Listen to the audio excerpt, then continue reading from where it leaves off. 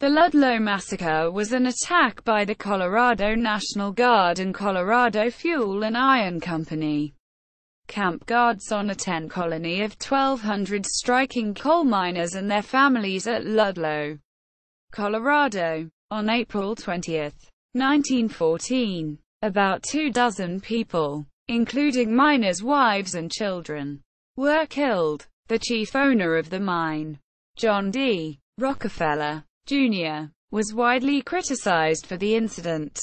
The massacre, the culmination of an extensive strike against Colorado coal mines, resulted in the violent deaths of between 19 and 26 people. Reported death tolls vary but include 2 women and 11 children, asphyxiated and burned to death under a single tent. The deaths occurred after a day-long fight between militia and camp guards against striking workers.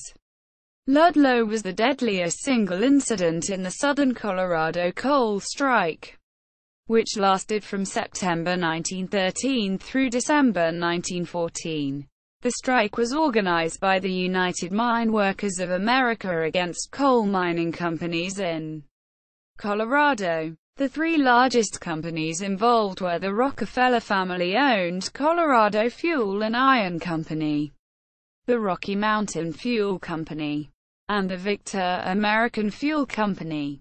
In retaliation for Ludlow, the miners armed themselves and attacked dozens of mines over the next 10 days, destroying property and engaging in several skirmishes with the Colorado National Guard along a 40-mile front from Trinidad to Walsenburg. The entire strike would cost between 69 and 199 lives. Thomas G. Andrews described it as the deadliest strike in the history of the United States. The Ludlow Massacre was a watershed moment in American labor relations. Historian Howard Zinn described the Ludlow Massacre as the culminating act of perhaps the most violent struggle between corporate power and laboring men in American history.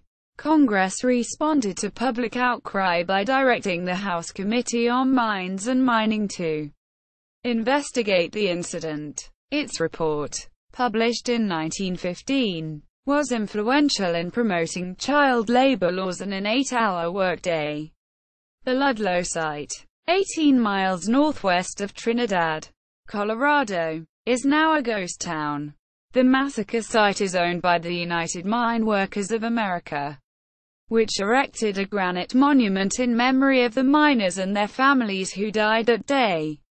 The Ludlow tent colony site was designated a National Historic Landmark on January 16, 2009, and dedicated on June 28, 2009. Modern archaeological investigation largely supports the strikers' reports of the event.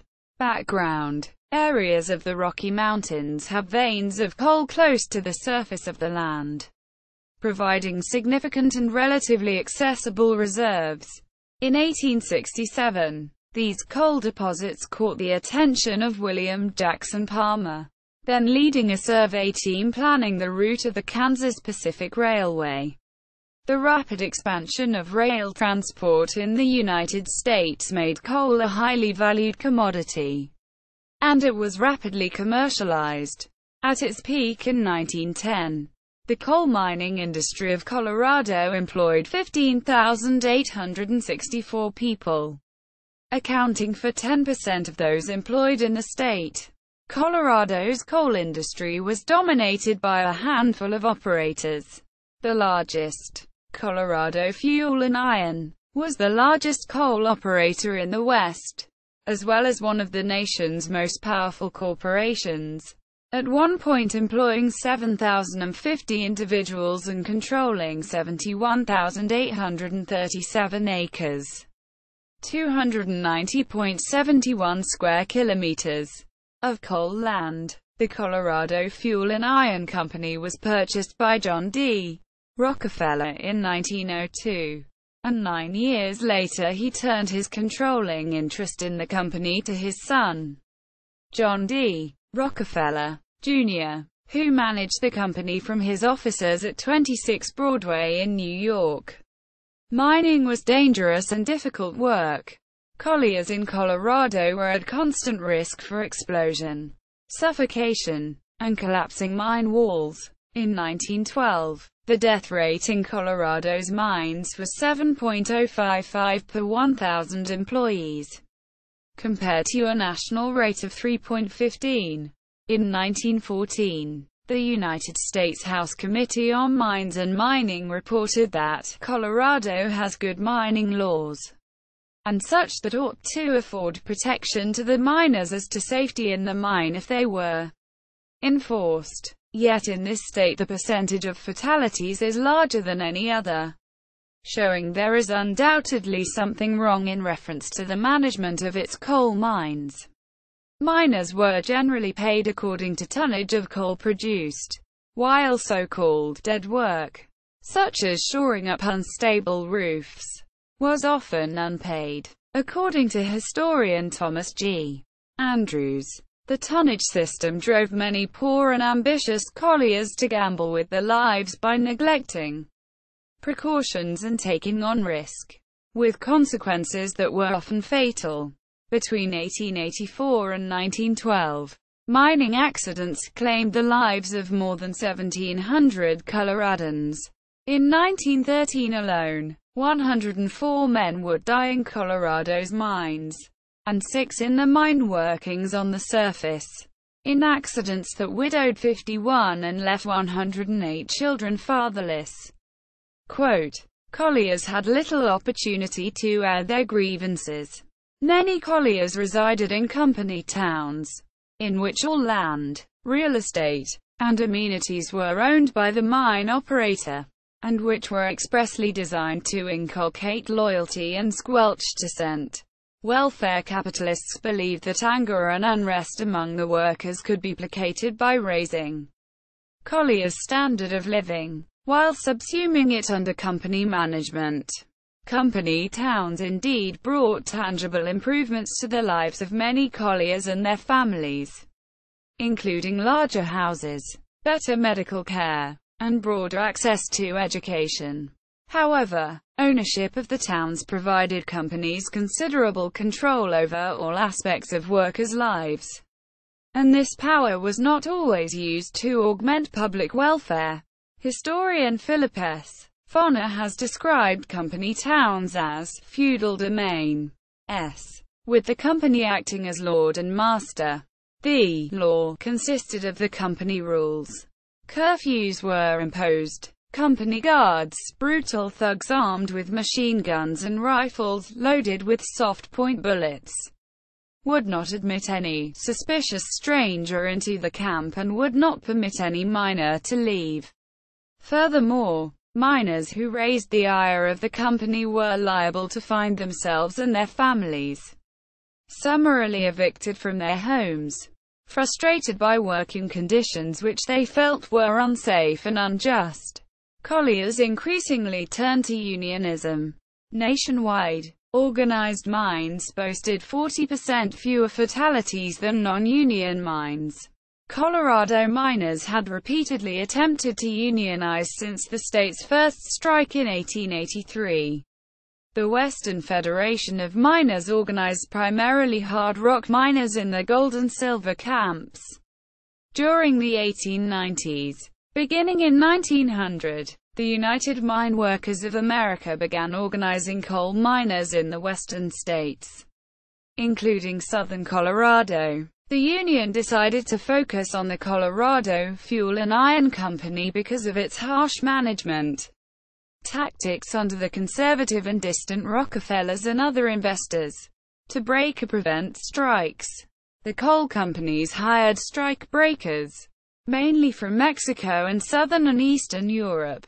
The Colorado Fuel and Iron Company's management mixed immigrants of different nationalities in the mines, a practice which discouraged communication that might lead to organization.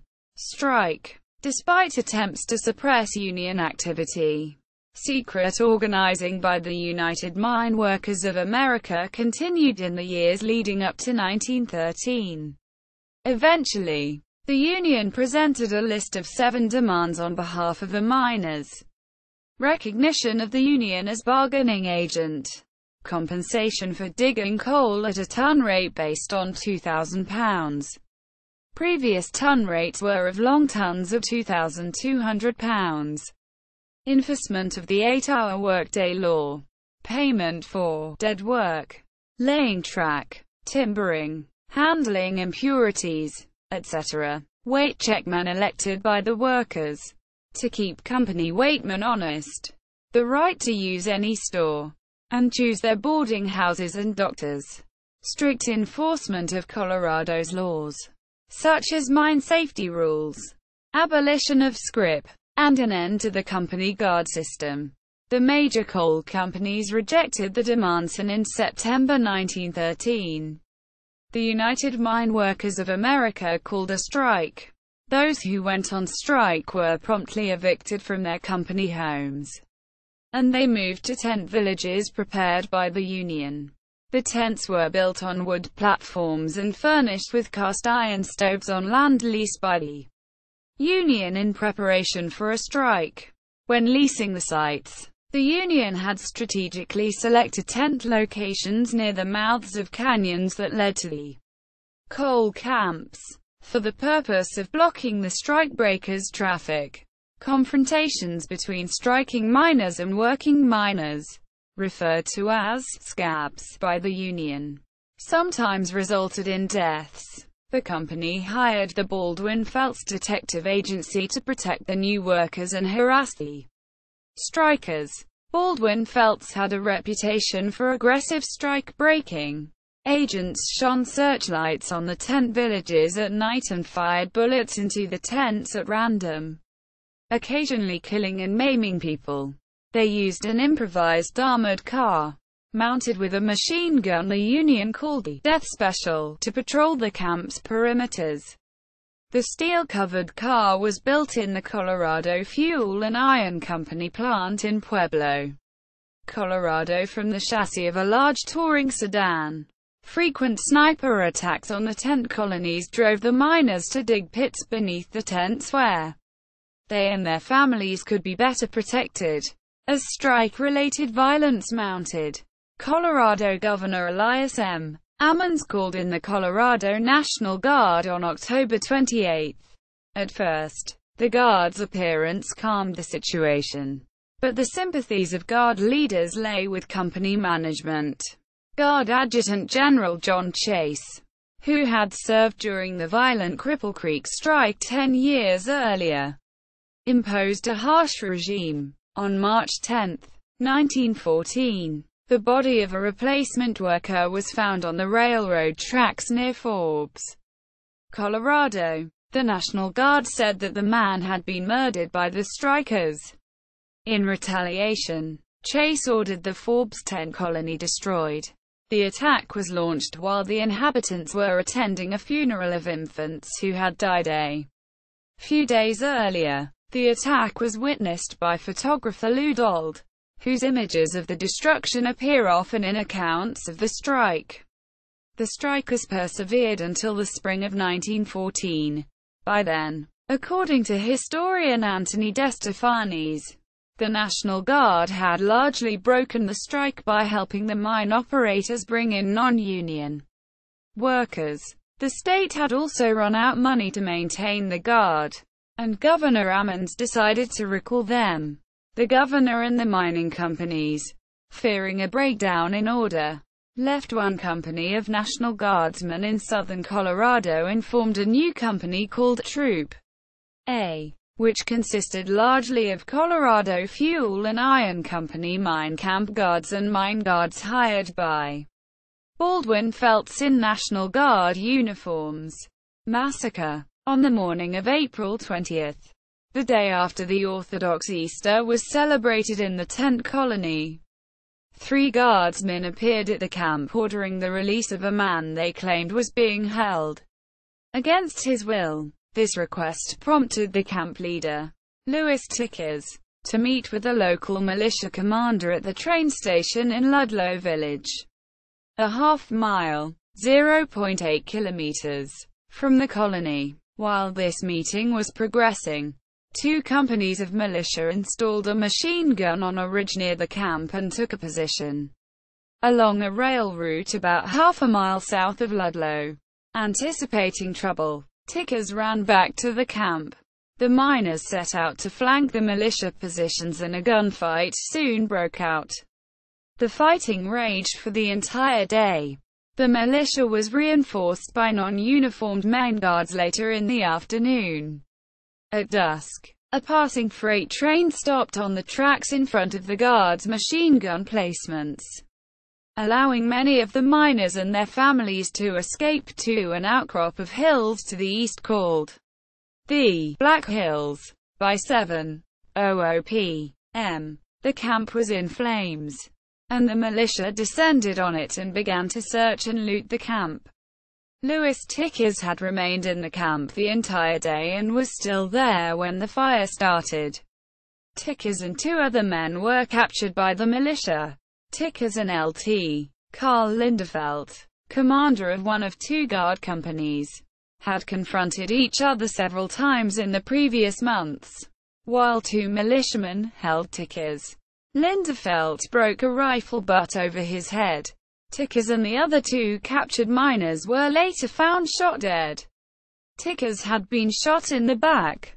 Their bodies lay along the Colorado and Southern Railway tracks for 3 days in full view of passing trains. The militia officers refused to allow them to be moved until a local of a railway union demanded the bodies be taken away for burial. During the battle, 4 women and 11 children had been hiding in a pit beneath one tent, where they were trapped when the tent above them was set on fire. 2 of the women and all of the children suffocated. These deaths became a rallying cry for the United Mine Workers of America, who called the incident the Ludlow Massacre. Julia May Courtney reported different numbers in her article, Remember Ludlow, for the magazine Mother Earth. According to her account, the militia fired the 2 largest buildings, the strikers' stores, and going from tent to tent, poured oil on the flimsy structures, setting fire to them. From the blazing tents rushed the women and children, only to be beaten back into the fire by the rain of bullets from the militia. The men rushed to the assistance of their families, and as they did so, they were dropped as the whirring messengers of death sped surely to the mark into the cellars, the pits of hell. Under their blazing tents crept the women and children, less fearful of the smoke and flames than of the nameless horror of the spitting bullets. One man counted the bodies of 9 little children, taken from one ashy pit. Their tiny fingers burned away as they held to the edge in their struggle to escape. Thugs in state uniform hacked at the lifeless forms, in some instances nearly cutting off heads and limbs to show their contempt for the strikers. 55 women and children perished in the fire of the Ludlow tent colony. Relief parties carrying the Red Cross flag were driven back by the gunmen, and for 24 hours the bodies lay crisping in the ashes, while rescuers vainly tried to cross the firing line. Quote, in addition to the fire victims, Louis Tickers and the other men who were shot to death, 3 company guards and 1 militiaman were killed in the day's fighting. Aftermath. In response to the Ludlow Massacre, the leaders of organized labor in Colorado issued a call to arms, urging union members to acquire all the arms and ammunition legally available. And a large-scale guerrilla war ensued, lasting 10 days. In Trinidad, Colorado, United Mine Workers of America officials openly distributed arms and ammunition to strikers at Union headquarters. 700 to 1,000 strikers attacked mine after mine, driving off or killing the guards and setting fire to the buildings. At least 50 people, including those at Ludlow, were killed in 10 days of fighting against mine guards, and hundreds of militia reinforcements rushed back into the strike zone. The fighting ended only when U.S. President Woodrow Wilson sent in federal troops. The troops, who reported directly to Washington, D.C., disarmed both sides, displacing and often arresting the militia in the process.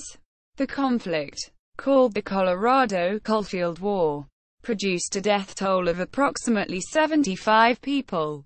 The United Mine Workers of America finally ran out of money and called off the strike on December 10, 1914. In the end, the strikers failed to obtain their demands. The union did not obtain recognition, and many striking workers were replaced by new workers. Over 400 strikers were arrested, 332 of whom were indicted for murder. Only one man, John R. Lawson, leader of the strike, was convicted of murder, and that verdict was eventually overturned by the Colorado Supreme Court. 22 National Guardsmen, including 10 officers, were court-martialed. All were acquitted, except Lt. Linderfelt, who was found guilty of assault for his attack on Louis Tickers. However, he was given only a light reprimand. Rev. Cook pastored the local church in Trinidad, Colorado. He was one of the few pastors in Trinidad who tried to provide Christian burials to the deceased victims of the Ludlow Massacre. Legacy. Although the United Mine Workers of America failed to win recognition by the company, the strike had a lasting impact both on conditions at the Colorado mines and on labor relations. Nationally, John D. Rockefeller, Jr., engaged labor relations expert and future Canadian Prime Minister W. L. Mackenzie King to help him develop reforms for the mines and towns, which included paved roads and recreational facilities, as well as worker representation on committees dealing with working conditions, safety, health, and recreation. There was to be no discrimination against workers who had belonged to unions, and the establishment of a company union. The Rockefeller Plan was accepted by the miners in a vote. Rockefeller also brought in pioneer public relations guru Ivy Lee, who warned that the Rockefellers were losing public support and developed a strategy that Jr. followed to repair it. It was necessary for Jr. to overcome his shyness, go personally to Colorado to meet with the miners and their families, inspect the conditions of the homes and the factories, attend social events, and especially to listen closely to the grievances. This was novel advice, and attracted widespread media attention, which opened the way to resolve the conflict, and present a more humanized versions of the Rockefellers. Over time, Ludlow has assumed a striking centrality in the interpretation of the nation's history developed by several of the most important left-leaning thinkers of the 20th century. Historian Howard Zinn wrote his master's thesis and several book chapters on Ludlow. Former Senator and Democratic presidential nominee George McGovern wrote his doctoral dissertation on the subject, later published in book form as The Great Coalfield War, a United States Commission on Industrial Relations. Circle, headed by labor lawyer Frank Walsh, conducted hearings in Washington, collecting information and taking testimony from all the principals, including John D. Rockefeller, Sr., who testified that, even after knowing the guards in his pay had committed atrocities against the strikers, he would have taken no action to prevent his hirelings from attacking them. The Commission's report suggested many reforms sought by the unions, and provided support for bills establishing a national 8-hour workday and a ban on child labor. The United Mine Workers of America eventually bought the site of the Ludlow Tent Colony in 1916. 2 years later, they erected the Ludlow Monument to commemorate those who had died during the strike. The monument was damaged in May 2003 by unknown vandals. The repaired monument was unveiled on June 5, 2005, with slightly altered faces on the statues.